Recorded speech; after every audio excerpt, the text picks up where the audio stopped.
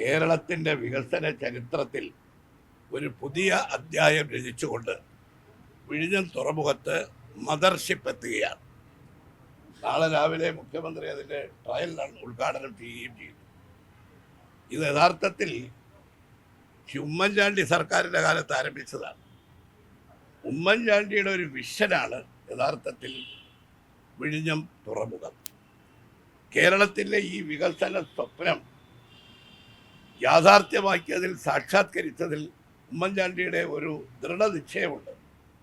ഈ പദ്ധതി പ്രഖ്യാപിച്ച ഉടനെ ഇന്നത്തെ മുഖ്യമന്ത്രിയുടെ ഉടമസ്ഥതയിലുള്ള പത്രമാണ് ദേശാഭിമാനി കൊടുത്ത തലക്കെട്ട്.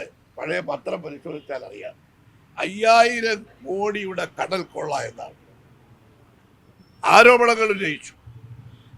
ഈ പദ്ധതി അനുവദിച്ചതിൽ മുഖ്യമന്ത്രിക്കെതിരെ സാമ്പത്തികമായ ആരോപണങ്ങൾ ഉന്നയിച്ചുകൊണ്ട് അന്വേഷണം ആവശ്യപ്പെട്ടു. അന്ന് CPM സെക്രട്ടറി ആയിരുന്ന പിണറായി വിജയൻ. അന്ന് ഉമ്മൻചാണ്ടി അസന്നിഗ്ധമായി പറഞ്ഞു, എന്ത് ആരോപണങ്ങൾ ഉന്നയിച്ചാലും അതിൽ ആ ആരോപണങ്ങൾ കേട്ട് ഭയന്നോടാൻ പോകുന്നില്ല. UDF സർക്കാരിൻ്റെ ദൃഢനിശ്ചയമാണ്, ഞങ്ങളിത് നടപ്പിലാക്കുക തന്നെ ചെയ്യും. അദ്ദേഹം ആ നടപ്പിലാക്കാനുള്ള അദ്ദേഹത്തിൻ്റെ ദൃഢനിശ്ചയമാണ്, അദ്ദേഹത്തിൻ്റെ വിഷനാണ് ഈ വിഴിഞ്ഞം തുറമുഖം യാഥാർത്ഥ്യമാക്കിയത്. ഉമ്മൻചാണ്ടി കേരളത്തിൻ്റെ വികസന നായകൻ എന്ന് നമ്മൾ വിശേഷിപ്പിക്കുന്നതിന് കാരണം എന്താ? അദ്ദേഹം കൊച്ചിൻ മെട്രോ റെയിൽ, കണ്ണൂർ വിമാനത്താവളം, ഇതെല്ലാം അദ്ദേഹത്തിൻ്റെ വിഷയമായിരുന്നു.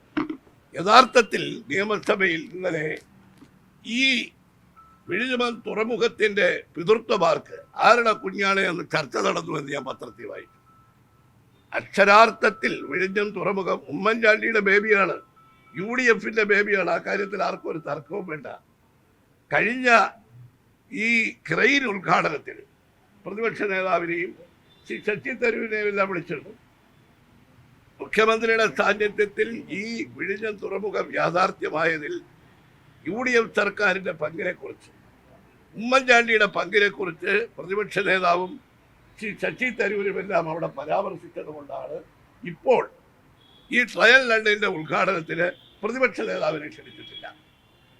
കേരള സർക്കാരിൻ്റെ ഒരു വലിയ വികസന പദ്ധതി UDF സർക്കാരിൻ്റെ കാലത്ത് ആരംഭിച്ചത് ഉദ്ഘാടനം ചെയ്യുമ്പോൾ, അതിൻ്റെ ട്രയൽ ലണ്ട് ഉദ്ഘാടനം ചെയ്യുമ്പോൾ പ്രതിപക്ഷ നേതാവിനെ വിളിക്കണം എന്ന് പ്രത്യേകിച്ച് ആരെങ്കിലും പറയണോ? പ്രതിപക്ഷ നേതാവിനെ വിളിക്കാത്തതിൽ ഞങ്ങൾക്ക് ശക്തമായ പ്രതിഷേധമുണ്ട്. MPയെ വിളിച്ചില്ല. പ്രധാനമായിട്ട് MPയെയും പ്രതിപക്ഷ നേതാവിനെയും വിളിക്കാത്തത് വളരെ തെറ്റായ ഒരു വളരെ പ്രതിഷേധാർഹമാണ്. ഞങ്ങൾ ഈ പ്രതിപക്ഷത്തായിരുന്നപ്പോൾ LDFും മാർക്സിസ്റ്റ് പാർട്ടിയും എടുത്ത സമീപനമല്ല. ഇതിൻ്റെ പ്രവർത്തനങ്ങൾ മുമ്പോട്ട് കൊണ്ടുപോകാൻ പരമാവധി UDF സഹായിച്ചിട്ടുണ്ട്. ജുഡീഷ്യൽ അന്വേഷണവും വിജിലൻസ് എൻക്വയറിയും എല്ലാം നടത്തിയിട്ടും പിണറായി വിജയൻ ഉന്നയിച്ച ഒരാരോപണവും തെളിയിക്കാൻ കഴിയില്ല. ഇപ്പോഴും ഞങ്ങളെടുത്തിരിക്കുന്ന നിലപാട് ഈ വിഴിഞ്ഞം തുറമുഖത്തിൻ്റെ വികസനത്തിന് എല്ലാ പ്രവർത്തനങ്ങളിലും ഞങ്ങളുടെ പൂർണ്ണമായ പിന്തുണയുണ്ട്. പക്ഷേ നാളത്തെ ഈ പരിപാടിയിൽ ഉമ്മൻചാണ്ടിയുടെ പ്രതിനിധിയായ യഥാർത്ഥത്തിൽ പ്രതിപക്ഷത്തിൻ്റെ നേതാവിനെയും ശശി തരൂരിനെയും ക്ഷണിക്കേണ്ടതായിരുന്നു. അതിനുള്ള പ്രതിഷേധം ഞങ്ങൾ രേഖപ്പെടുത്തുന്നു. പക്ഷേ നാളെ ഈ ഉദ്ഘാടനം രാവിലെ നടക്കുന്നു. നാളെ വൈകുന്നേരം വിഴിഞ്ഞം തുറമുഖത്തിൻ്റെ യഥാർത്ഥമായിട്ടുള്ള ജനയിതാവ് ഉമ്മൻചാണ്ടിയുടെ ആ നേതൃത്വം, അദ്ദേഹത്തിൻ്റെ പങ്ക് ജനങ്ങളുടെ മുമ്പിൽ ഞങ്ങൾ സമർപ്പിച്ചുകൊണ്ട്, ഉമ്മൻചാണ്ടിക്ക് അഭിവാദ്യം അർപ്പിച്ചുകൊണ്ട് നാളെ വൈകുന്നേരം UDFിൻ്റെ നേതൃത്വത്തിൽ എല്ലാ ജില്ലാ തലസ്ഥാനങ്ങളിൽ എല്ലായിടത്തും UDF പ്രകടനം നടത്തുകയാണ്. ആ യഥാർത്ഥത്തിൽ മദർഷിപ്പ് വരുന്നതിൻ്റെ ആഹ്ലാദവും ഉമ്മൻചാണ്ടിക്ക് അഭിവാദ്യവും അർപ്പിച്ചുകൊണ്ടുള്ള പ്രകടനം നാളെ UDF ജില്ലാ കമ്മിറ്റികൾ എല്ലാ ജില്ലാ ആസ്ഥാനങ്ങളിലും നടത്തുന്നതാണ്.